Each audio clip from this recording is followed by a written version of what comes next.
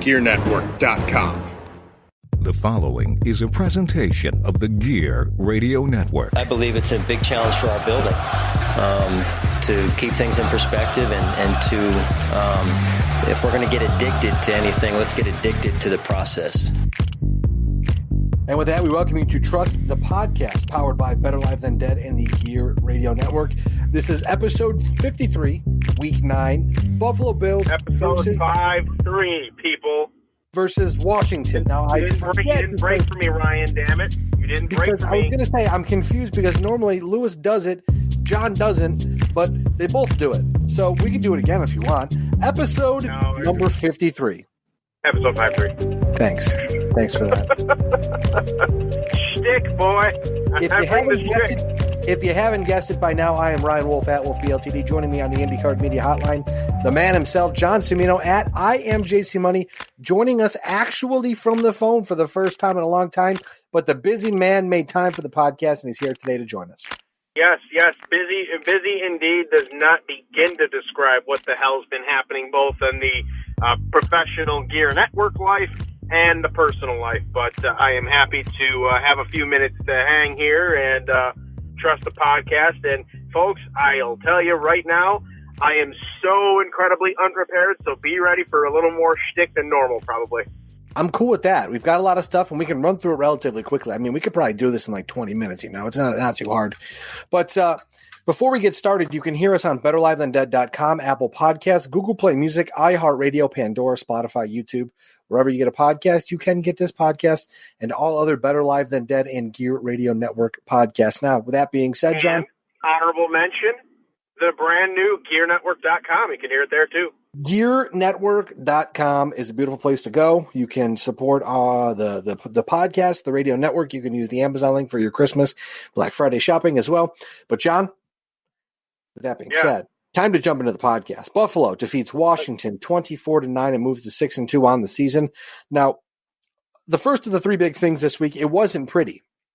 We know that the Bills' victories this year have not really been pretty, but Buffalo found themselves very much dominated in the run game, again, for the first time in umpteen weeks, it feels like. Washington running back Adrian Peterson had 9 rushes for 83 yards in the first half alone. I mean, John, he was gashing the Bills' defense at points, getting 10, 15 yards a run. He ended the day with 18 rushes for 108 yards. Definitely was slowed in the second half by Buffalo. But clearly, John, something the Buffalo Bills need to work on is that run defense. Yes, and I think as the season progresses, now we are now headed into week 10, and the league smartens up rather quickly. The Bills' defense was very lights out early portion of the season, and I almost feel like this is probably a case where the league is catching up to at least some of them. Now, granted, Washington's a pretty terrible team, so it didn't really hinder the Buffalo Bills at all, but this run defense, if they're playing Baltimore Ravens, whom, incidentally, as you all know by now, handed the New England Patriots their first loss of the season, which we all celebrate, but if they're going against the Baltimore Ravens, or they're going against a team that has, good, competent running game, they could be in trouble if they keep playing like they did this past week. Well, it definitely does look like the Buffalo Bills are missing out without Harrison Phillips in the middle. They did sign Corey Liuget of the Los Angeles Chargers and Oakland Raiders. He's definitely a good run stuffer. Hopefully the Buffalo Bills can get him in the lineup and they can kind of shore up that issue. But also another thing really, John, is their inability to finish. Again, another thing we've seen. It's been the story umpteen times, it feels like this year. It feels like every week we talk about getting beat up in the run game, inability to finish, and then they find themselves kind of just cruising along. Now, the one set of plays I want to point out that were kind of embarrassing, and I mean very embarrassing. Buffalo had a 1st and goal at the 2-yard line late in the first quarter, and they have Frank Gore, one of the best goal line backs we've seen ever. Here's what happened. 1st and goal, Josh Allen sacked for a 6-yard loss. 2nd and goal, Allen completed a pass to Isaiah McKenzie for an 8-yard loss. 3rd and goal, Josh Allen fumbles, which was a bad center quarterback exchange. Allen is sacked for an 8-yard loss. Now 4th and goal from the 24. They lost 22 yards in 3 plays. a Steven Hauschka 42-yard field goal. How freaking embarrassing. You had first and goal at the 2-yard line. You don't even try to give the ball to Frank Gore. You try some gimmicks and whatever it may be, and you end up losing 22 yards. That's pretty good. That's the any given Sunday a part of football. You never know what can happen. Some strange, crazy, downright weird things can happen, and that just happened to be one of those very strange, crazy, and weird things. Now, notwithstanding that it was good that they did that against a Washington team and not a New England or a Baltimore or Kansas City Absolutely. Or Green Bay or San Francisco or any of the upper echelon teams, because they'd have made them pay for it. So I guess, looking at it, another, glass half full, glass half empty kind of thing. This happened, but they at least were playing Washington. So it couldn't have happened to a much better team. They couldn't have been playing a better team. Looking at the Bills again, another trend is them kind of taking quarters off. And if you look at the second half, it definitely looked like the second half they were kind of just done with it. And it's become somewhat of a trend, like we said. Second half of the game, their drive chart, they turned over on downs, which wind stopped them from attempting a field goal, which was probably smart. Then it was punt, touchdown, and then they kneeled down to end the game. So again, they get a victory on the score sheet, but there's no style points with these wins. But Buffalo Bills safety Micah Hyde points out, and I quote, "A win's a win. As long as we continue to win, I'm not too worried about strength of schedule, any of that. We have a goal this year. It starts with each and every week with getting a win. We got that this week, and as long as we continue to do that, you guys can continue to say that the strength of schedule, you can continue to say that strength of schedule BS. It is what it is. I'm done apologizing for wins. We are 6-2 this time, but last year we were 2-6. Now, John, do you like the spiciness, or are you worried that the media noise might start to become distracting to the team? I love the spiciness. And Bills fans should love the spiciness too. And this is where I'm going to kind of come at you a little bit, Ryan. One of the three biggest Bills fans I know, the other two, of course, being my buddy Dan Germain and my Uncle Tim.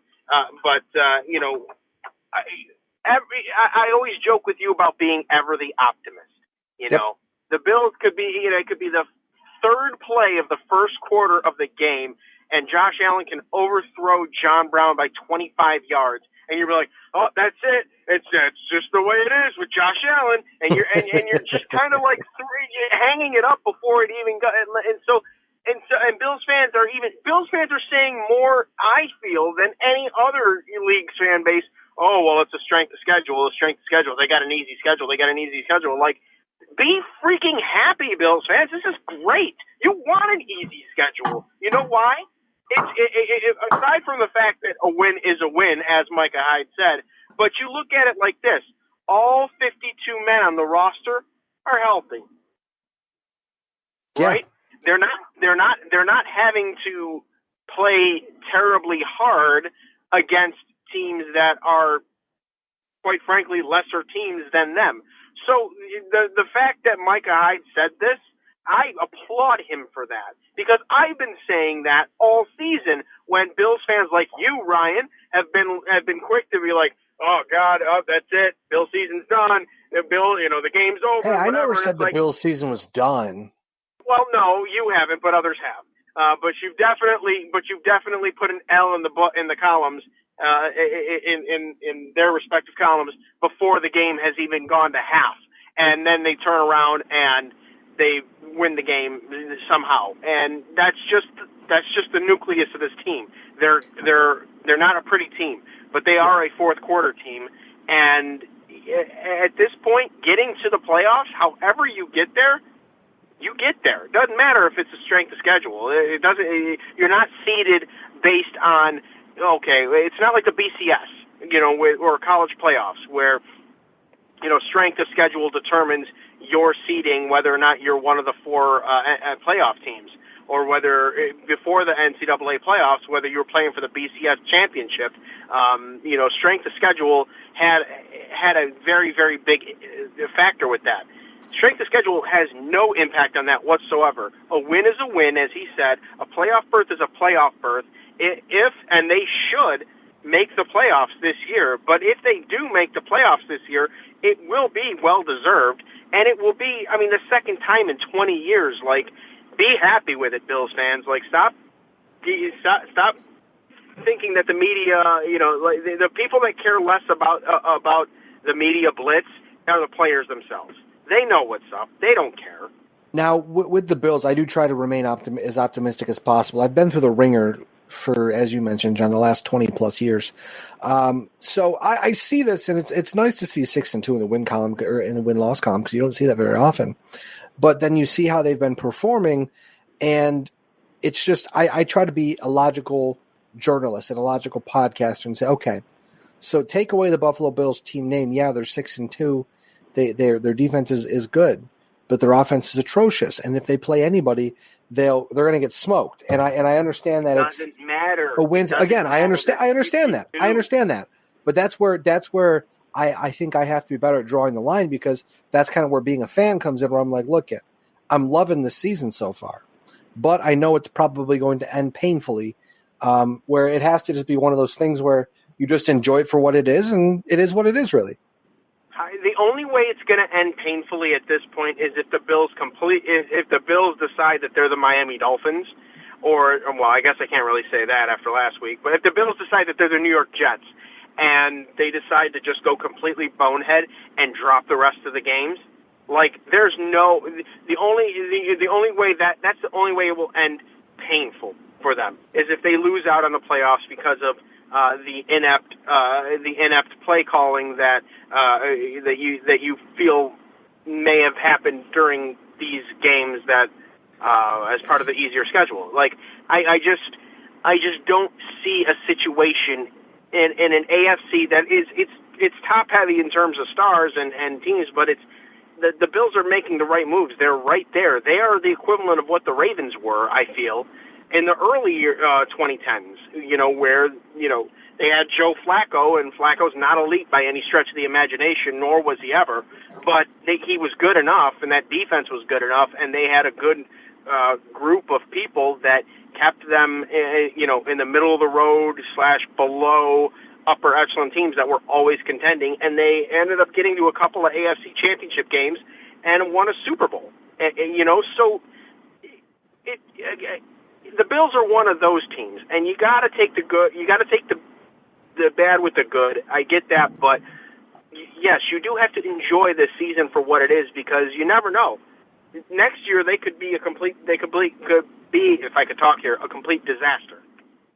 Absolutely. I think, like I said, I'll make a more concerted effort to enjoy these next few weeks, especially Cleveland, Miami, Denver. Those are 3 games that are very winnable for the Buffalo Bills before they hit their tough schedule, or tough end of the schedule, I guess, if you want to say that. They win those 3 games, they're 9-2, guaranteed a winning season.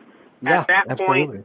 At that point, and then they have the Jets as well at the end of the season. So that's a 10th win for them.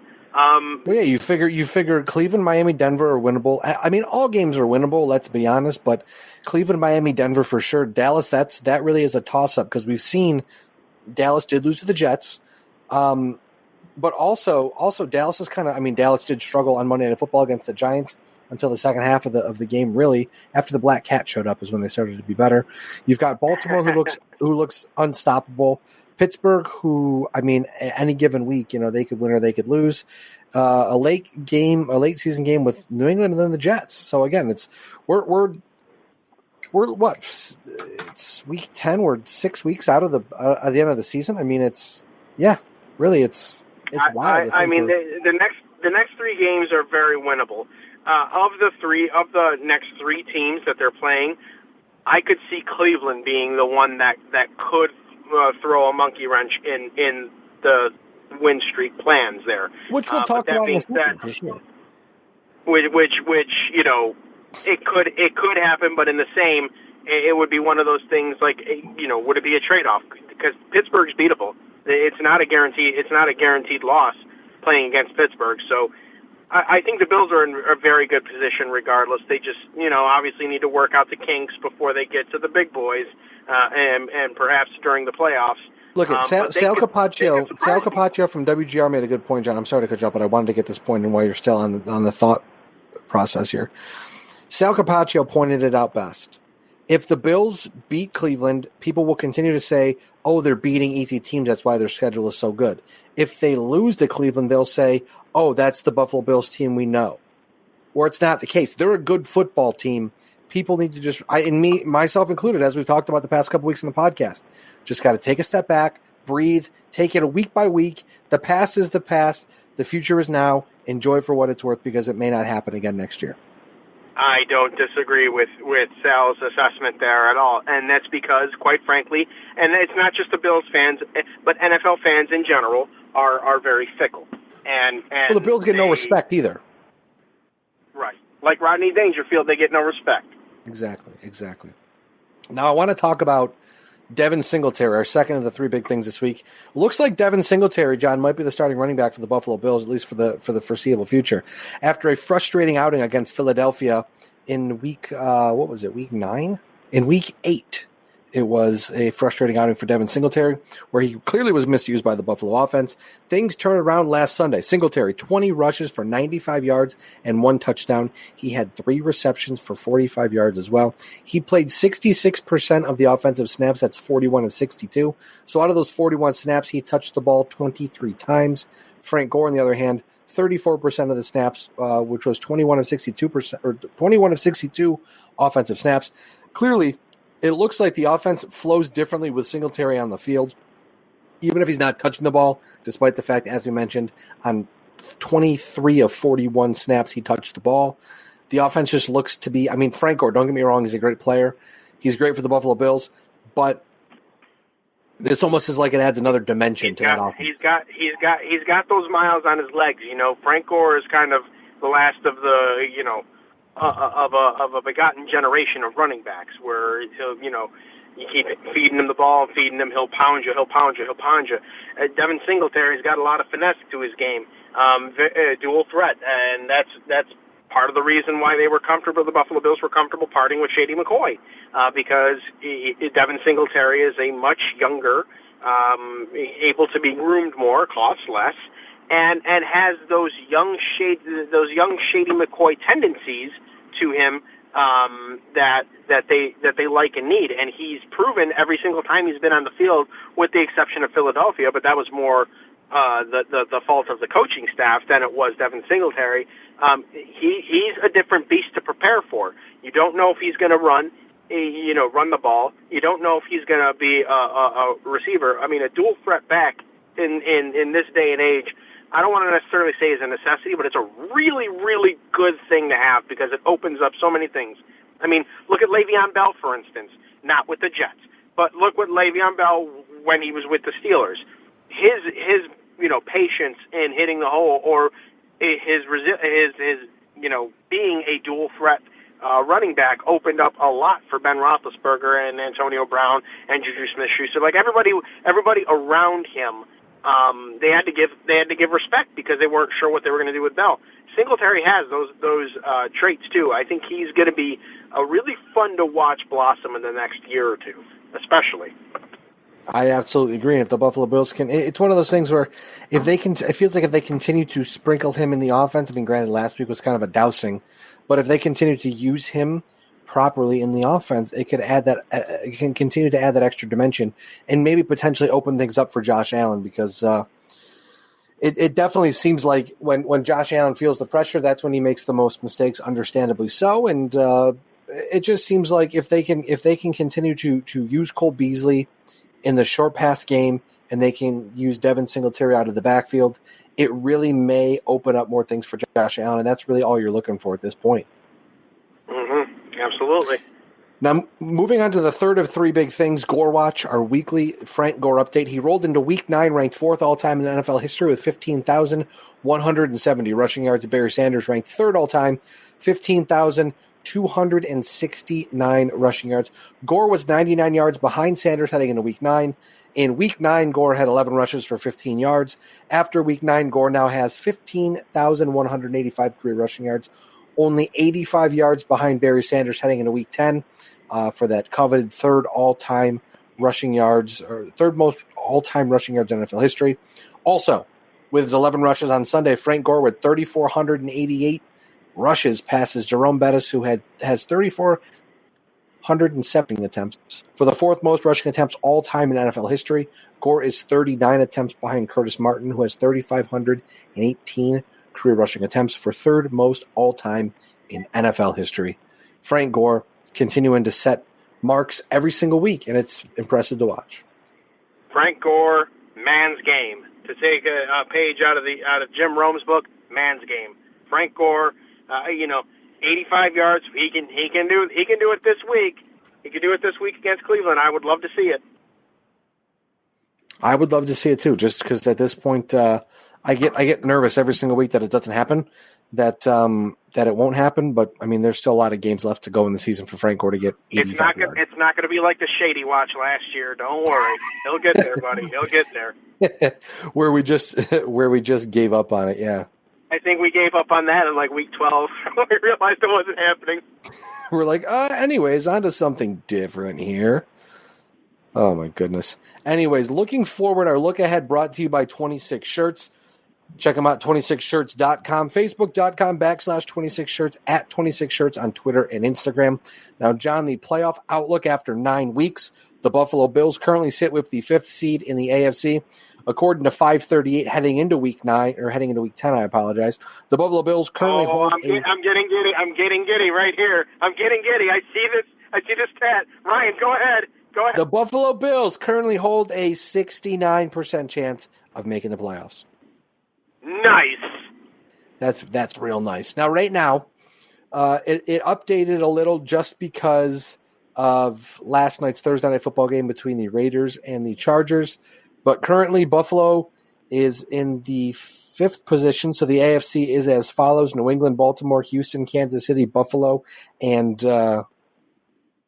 actually, it changed. No, it would be the other way around. Baltimore. Well, no. Let me get the current standings here really quick. Oh, I want to verify. While you do that, I'm going to take a quick second to promote the new GearNetwork.com, ladies and gentlemen. It's GERE-network.com. You can hear this podcast. You can hear the other BLTD podcast. You can hear the Sabercast as well under the BLTD umbrella. You can hear my podcast. You can hear a litany of other podcasts as well. And under the Support the Shows banner, there is a number of different things that you can do besides 26 Shirts, which I should probably add that on the site, Ryan. We got 1-800-baskets.com for the lady in your life.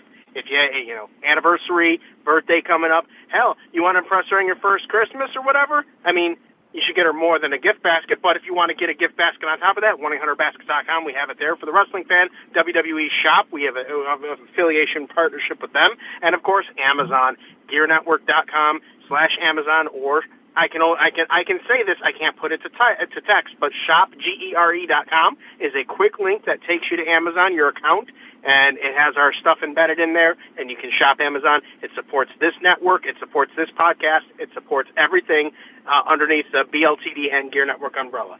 Have you found the stats yet that you need, Ryan? I did. I actually found them right before you started talking. That's all right, though. I like the commercial break. It's nice. So in the AFC, in perfectly. In the AFC right now, New England's 1st, Baltimore 2, Texans 3, Chiefs 4, Bills 5, Colts 6. The Raiders are 7 at 5-4, but again, they've already played their Week 10 game. Then you've got the Steelers at 8th at 4-4, and then a myriad of teams with 4, 3, 2, 1, and no wins right now. Hey, you know who's mathematically eliminated from the playoffs with a loss last Sunday? The Bengals? The Jets. Ah, beautiful. Mm-hmm. There was a not that this is a Jets podcast or anything, but did you see today there was a banner that was flown over practice that said "Fire Adam Gase"? That's fantastic. It's amazing. I love that. That's great. It's oh man, I'm sorry that you're a Jets fan. Yeah, sometimes I am too. If the season ended today, the Buffalo Bills would head to Kansas City and take on the Chiefs, which would be a very fun game. But the season's not over yet, so we'll keep an eye on that. Anyways, Week 10. The Buffalo Bills at the Cleveland Browns. Cleveland, John, I'm going to hit you with some stats here. 2-6 on the season, currently riding a 4-game losing streak. They are 8th worst in the NFL with 19 points scored per game. 10th worst in the NFL with 25.6 points allowed per game. They do average 121 rushing yards per game. Buffalo is allowing 111.6 rushing yards per game. Cleveland quarterback Baker Mayfield has 12 interceptions on the season, on pace for 24. Nick Chubb, one of the bright spots on this Cleveland team this year, 803 rushing yards on the season. He has 5.2 yards per carry. He's on pace for 1,606 rushing yards. Also, Myles Garrett, defensive end, former first overall pick, 10 sacks on the season, currently on pace for 20. And John, if the season ended today, which we obviously know it doesn't, but Cleveland would be on track to pick 7th overall. Probably good for them because they need offensive line help. And I know we don't talk about draft prospects until later on in the season, potentially in the offseason, but Walker Little, offensive tackle from Stanford, a, quote, plug-and-play blindside defender per Bleacher Report's Matt Miller, might not be a bad idea for the Cleveland Browns in the draft coming up. But, John, thoughts on the Bills and Browns coming up? You know what else might not be a bad idea for the Cleveland Browns? What's that? Getting rid of Freddie Kitchens. He's in over his head. I feel bad for the guy almost because he's in way over his head. He was like Jim Tomsula for San Francisco that one year. Yeah, in way over his head. Not the right move. Cleveland did it because they kind of like to promote from within, but it wasn't the right move at all. So I would expect, if not not just that potential pick for Cleveland, but I'm been reading around that Freddie Kitchens may not even make it the rest of the season as the head coach of the Cleveland Browns. But we'll see. And that's kind of a shame too, because that's another long-suffering fan base, and they had Super Bowl aspirations. I mean, when they got they have Jarvis Landry and Odell Beckham Jr. with rookie of the year. I believe he was rookie of the year last year. Baker Mayfield. I mean, he certainly set rookie records. And it's just been a complete S show, if you will, in Cleveland, and it's hard to see, especially because the expectations were set so high for them. I think that they are a what's the word I wanted to say? They're a casualty of their expectations. They kind of collapsed because. Didn't you pick them to go to the AFC Championship? I don't know what you're. I do not know.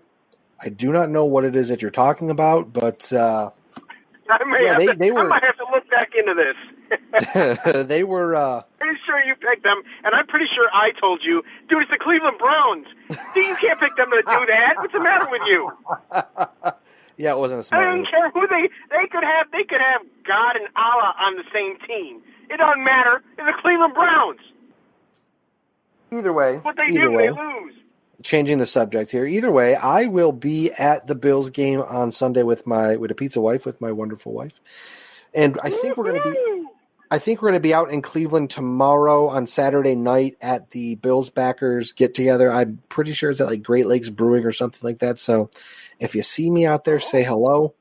Hopefully we won't freeze our ass off on Sunday. I've never been to a football game outside of Buffalo, so this will be fun. That's you. Well, I can tell you. I don't know. I've only been to a game at New Era Field once and MetLife Stadium once, and I think First Energy Stadium is it's kind of in the same boat as New Era Field is in terms of being sort of a dated stadium. So you're probably not gonna have all the amenities that you would have had at MetLife Stadium, but it's still going to be a fun time. I mean, I would imagine the Dog Pound's going to be rowdy there. Hopefully they have the sign spelled right this time. Welcome to the Dog Pound instead of welcome to the Wog or whatever they put up a couple of years ago during their 0-16 campaign. It should be fun. It should be fun though. I expect pictures and updates regularly because I'll be watching on TV. Oh hell yeah! I will make sure to have my phone charged. I think we're going to start tailgating about 8 a.m. So that'll be a lot of fun. Nice. But with that being said, it should be a good game. If the Bills win, great. If the Bills don't win, not great. That's pretty much it's where we're at right now. I think that's pretty much an every Sunday thing, Ryan, with every fan base on every team. If their team wins, great. If their team doesn't win, not great. Yeah, why not, Mm-hmm. Now, with that being said, John, you are at I am JC Money. I am at Wolfe BLTD. I am Ryan. You are John. You are on the podcast. Yeah, that's right. That's a thing. That's been happening for my whole I'm taking a page out of Perez's book and using the Bluetooth in the car while I'm talking here and talking on the phone. And I've got the sunroof in this vehicle, and I wish I had a cigar like Perez. I really am. I'm really robbing myself. I'm robbing myself of the actual Perez podcast experience. You absolutely are. It's not a bad idea at all. That's for sure. Hell no! If I got to do this again, I just might. We might have to make it happen again if that's the case. Well, with that being said, again, I am Ryan Wolfe at Wolfe BLTD. John is at I am JC Money.